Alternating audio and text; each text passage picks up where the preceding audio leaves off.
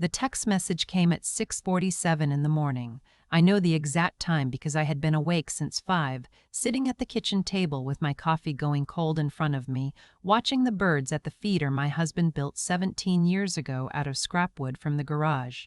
He was like that. He could make something out of nothing. The message was from my son. It said, "We're not going to make it, Mom. Theo has a tournament, you understand." I sat there for a long time. Outside, a cardinal landed on the feeder, then flew away. Theo is my grandson. He was 11 years old that weekend. His tournament was in Lakewood. That's 40 minutes from our house. From my house, I should say. It stopped being our house 8 months earlier in October when I buried my husband of 38 years in the ground at Riverside Cemetery and drove home alone to a casserole on the porch from a neighbor whose last name I could never remember. The memorial service wasn't the funeral. I want to be clear about that because the difference matters to me.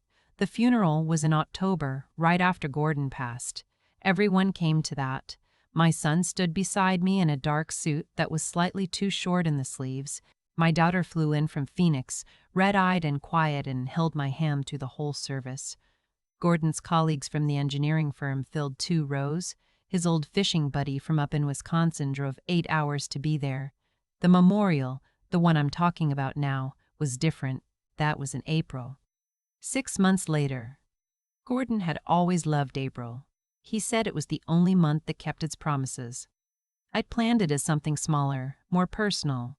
A gathering at the community center where we'd spent so many years volunteering for the food bank. Just family and close friends.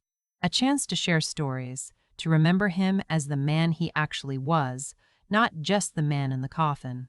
I set up 38 chairs, 1 for each year we were married, and then a few extra. 18 people came. I stood at the door and counted them as they walked in. I had done the math so many times in the weeks before that I knew, walking into that room, exactly how many chairs would be empty. I just hadn't let myself believe it until I saw it. 20 chairs sat empty. The ones along the back wall. The ones I'd saved for family. My son wasn't there. My daughter wasn't there. My son-in-law, who Gordon had taught to change a tire and replace a water heater, and who Gordon had called the son I chose, wasn't there. My grandchildren weren't there. Not Theo, not his younger sister, not my daughter's 2 kids out in Arizona who I hadn't seen since Christmas before last. Gordon's co-worker Arlene brought her husband and cried the whole time. Gordon's fishing buddy drove from Wisconsin again. A woman named Rhonda, who had been in my Tuesday Bible study for 12 years, held my hand and said nothing, which was exactly right. The chairs along the back wall stayed empty the whole afternoon. I'm 64 years old. I have been a mother for 39 years. And I sat in that room in front of a photograph of my husband at Lake Superior with his fishing rod and his ridiculous bucket hat, and I thought, where did I go wrong? It didn't happen all at once. I want to be honest about that. I've spent a lot of time in the past year trying to figure out when things changed, and I keep coming back to the same answer, slowly and then suddenly, the way Gordon used to say a budget goes wrong. My son was the closer one, growing up. Bradley, he's 41 now. When he was small, he followed Gordon around the house like a shadow, handing him tools, learning the names of things. Torque wrench, needle nose pliers, wire stripper. He had Gordon's patience and my stubbornness, which turned out to be a difficult combination as he got older. He met his wife when they were both 28. She's not a bad person. I need to say that because it would be too easy to make her into a villain, and the truth is more complicated. She's just very focused on what she wants. And what she wanted from early on was a version of my son that kept a certain kind of distance from his family. The visits got shorter after the wedding, then less frequent. They moved to the suburbs when the kids were small, still only 40 minutes away, but it started to feel like 40 miles, then 400. Gordon and I drove out to Theo's soccer games, his school plays, the birthday parties where we stood at the edge of things and tried to be helpful without being intrusive. We learned not to call too often. We learned not to call too often. We learned to wait. My daughter Sasha is different from Bradley in almost every way. She's 36 and she moved to Phoenix 8 years ago for a job and never came back. She calls more than Bradley does, or she used to. But calling and being present are not the same thing, and somewhere along the way I confused them. When Gordon got his diagnosis, the word the cardiologist used was significant. Sasha said she would come home for a visit. That was 14 months before he died. She made it once, for 4 days, in the spring before everything got harder. She cried a lot, which I understood, but she also spent a lot of time on her phone, working, and I remember watching Gordon try to have a conversation with her at dinner while her eyes kept drifting to her screen. He never said anything about it. That was Gordon. He didn't keep score. I kept score. I'm ashamed of that, but it's true. The last year of Gordon's life was the hardest year of mine. He declined faster than the doctors expected. By summer, he needed help with things he had always done easily, getting up from a low chair, walking to the mailbox, buttoning his shirts. He hated that. He was a man who had built bookshelves and fixed the car and kept a garden and never asked for much. Having to ask for help made him quiet in a way I'd never seen before. I hired a part-time aide for the weekdays. I handled the rest. I'm not saying that to be a martyr. I'm saying it because it's what you do when you love someone. You show up. Bradley came with his family for 4th of July. Theo and his sister ran around the backyard and Gordon sat in his lawn chair and laughed at them. Genuinely laughed. And I stood at the back door watching and let myself believe for an hour that things were okay. After that, Bradley came 3 more times before Gordon passed. 2 of those times were because I called and said directly, "Your father is asking for you."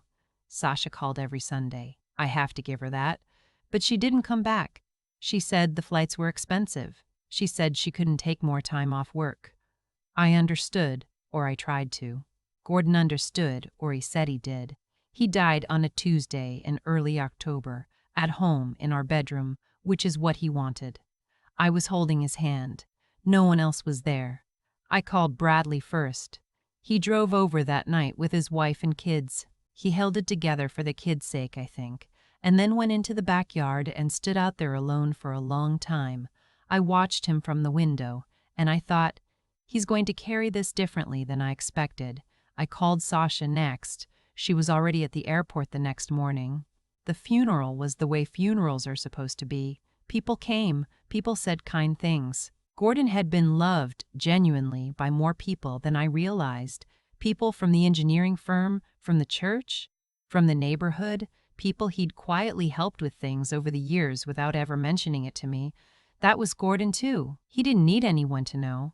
Afterward, I drove home to that casserole on the porch and went to bed at 7 in the evening and lay there in the dark, thinking about 38 years. The months after were when I learned things I didn't want to know. Bradley came by twice in November. After that, December, just the Christmas gathering, which his wife organized at their house, efficiently and cheerfully, and which felt like a party I was a guest at rather than a family event. I sat on the couch next to a woman I didn't know, a friend of my daughter-in-law's, and made conversation while the kids opened presents and a pile of wrapping paper and Gordon's absence pressed on my chest like a stone. Sasha went back to Phoenix after the funeral. We talked on Sundays. The calls got shorter. In February, my car needed a repair. Nothing dramatic, a belt that needed replacing. The mechanic quoted me $340. I called Bradley because Gordon had always handled these things, and I didn't know if the price was fair. Bradley said he'd look into it and call me back. He didn't call back. I paid the $340 and didn't mention it again. In March, I fell on the icy front steps and bruised my hip badly enough that walking hurt for 2 weeks. I texted Bradley. He texted back a sad face and said to let him know if I needed anything. I didn't call to say I needed anything. Maybe that was my mistake, but I had spent 40 years teaching my children to pay attention, and I was tired of asking to be seen. Around that time, something shifted in me. I want to be careful how I describe it because it wasn't bitterness exactly. It was more like a slow clarity, the way a fog burns off. I started noticing things I had been choosing not to notice. The phone calls that came when something was needed, advice, a phone number, the name of Gordon's accountant, the combination to the safe in the closet. The friendly holiday visits that coincided, I began to realize, with discussions about the house, about Gordon's pension, about what the plan was going forward. The way my daughter-in-law once said, very casually, over coffee in my kitchen, that it probably doesn't make sense to hold on to such a big house. I started asking myself a question I didn't want to ask. Was there a moment, a specific month, a specific year, when my children stopped seeing me as their mother and started seeing me as an asset to be managed? Or had it always been there, underneath, and I just hadn't wanted to look? I didn't have an answer. I still don't, completely. But I started looking. I planned the April memorial for 6 weeks. I addressed invitations by hand, actual paper invitations, because Gordon would have done it that way. I called Bradley in advance and he said, of course. Absolutely, they would be there. I called Sasha and she said she would try to make the flights work. She really would try. The week before, Bradley called, the tournament in Lakewood. His wife thought it was important for Theo not to miss it. Sasha texted the night before. The flights were too expensive that weekend. She was so sorry. She'd try to get out this summer. I went to the community center the next morning and arranged 38 chairs and set out the photographs and the flowers and the dish of lemon cookies Gordon had loved since he was a boy. I stood at the door and I watched people come in. 18 people. People who had driven from other towns. A man from Gordon's old office who had retired years ago and heard about the memorial through another colleague. 2 women from the food bank. A young man I didn't recognize at first. He turned out to be the son of Gordon's oldest friend, who had passed away 2 years earlier. He said his father had talked about Gordon his whole life. I had to look away for a moment. 20 chairs stayed empty. I got through the afternoon. I thanked everyone. I ate a lemon cookie and didn't taste it. Driving home, I didn't cry. I'd been expecting to cry and I didn't. I just felt very, very tired and very clear. 2 weeks after the memorial, I was going through the closet in what had been Gordon's home office. Finally, I was ready to start going through it, and I found a shoebox on the top shelf behind a stack of old tax binders. Inside was a bundle of envelopes tied with the red kitchen twine we always kept in the junk drawer. My name was written on the front of each one in Gordon's handwriting. Not to Eleanor or for Mom. Just Eleanor. My name, the way he'd said it when it was only the 2 of us and he wanted me to know he was being serious. There were 9 letters.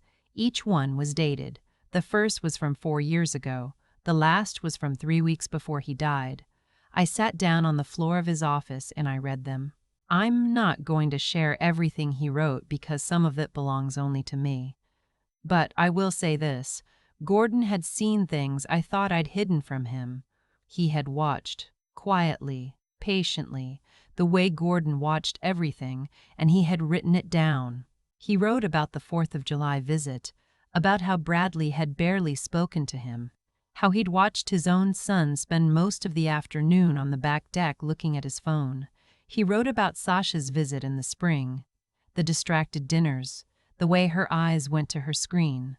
He wrote, I don't want you to be angry at them after I'm gone, but I also don't want you to pretend.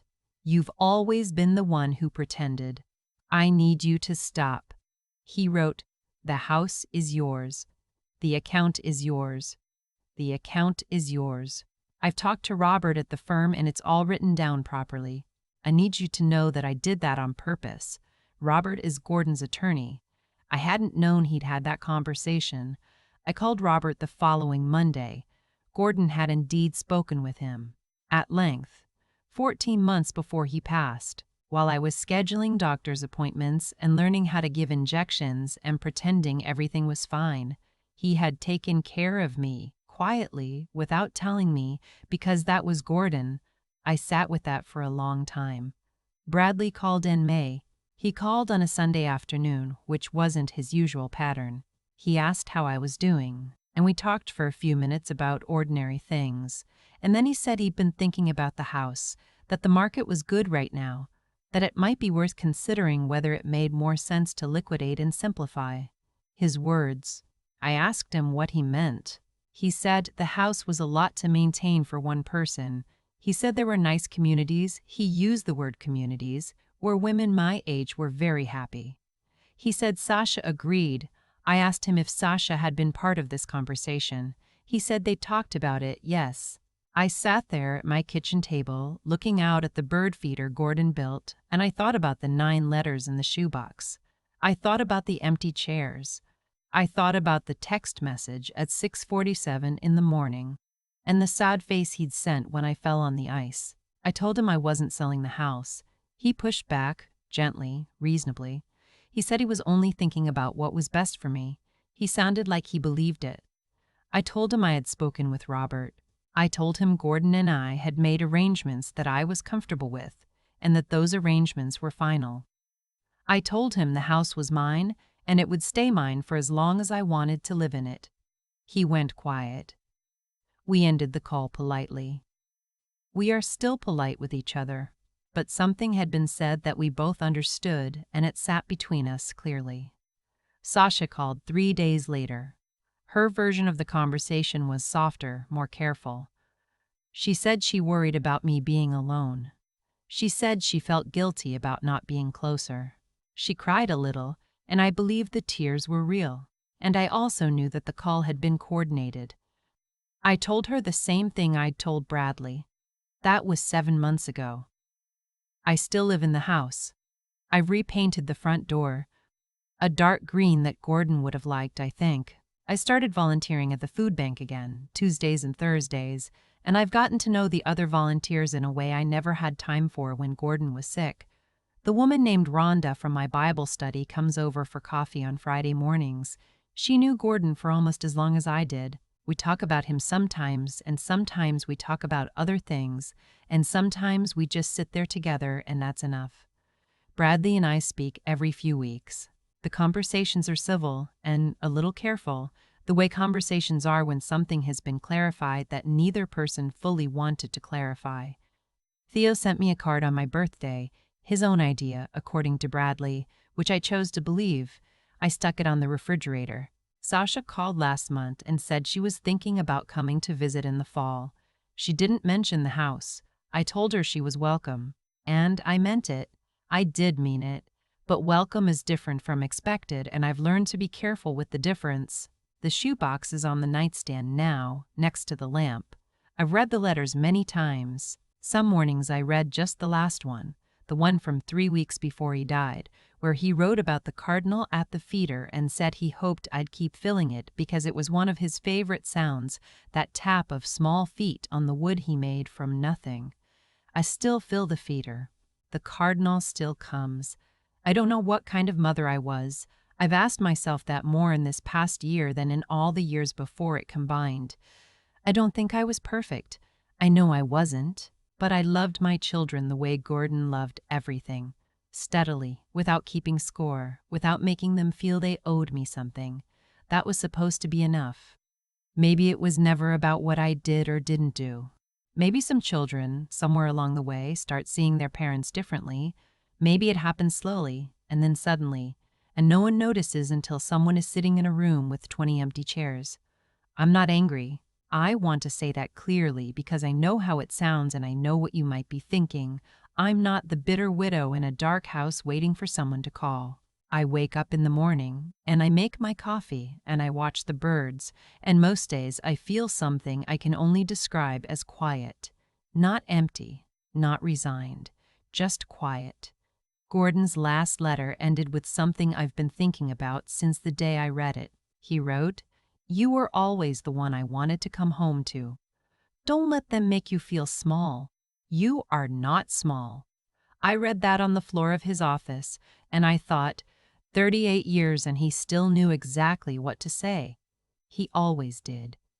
I've thought about this a lot over the past year. Not obsessively, not the way I did in the early months when I'd lie awake running the same scenes through my head like a film with no ending. More quietly now, the way you think about something when you finally have enough distance to look at it clearly. What I keep coming back to is this: the way we treat people when there's nothing in it for us. That's who we actually are, not who we think we are, not who we tell ourselves we are at Christmas dinner. Who we are when someone needs us and showing up is inconvenient. Bradley is not a bad man. I want to be honest about that because I'm his mother and I know him. He has a good heart underneath the distance he's built, but somewhere along the way he learned to choose what was easy over what was right, and nobody, including me, ever made him sit with the cost of that. That's not his wife's fault, and it's not entirely his fault. It's something that happens gradually, in small choices, and then one day you're a grown man who missed your father's memorial for a youth soccer tournament, and you're standing in your backyard in the dark, and you don't quite know how you got there. Sasha is softer about it. She feels things, I know she does. But feeling something and acting on it are two different muscles, and she never quite developed the second one. I don't know if I taught her that, or if she came to it on her own, or if the distance of Phoenix just made it easier to stay away. Probably all three. What Gordon understood, and what I only really understood after reading his letters, is that you can't make people show up. You can raise them with love, give them everything you have, model the kind of loyalty you hope they'll carry forward, and they will still make their own choices. That's not a failure of love. It's just the truth of other people. What you can do is decide how you respond to those choices. I could have sold the house. I could have made myself smaller to keep the peace.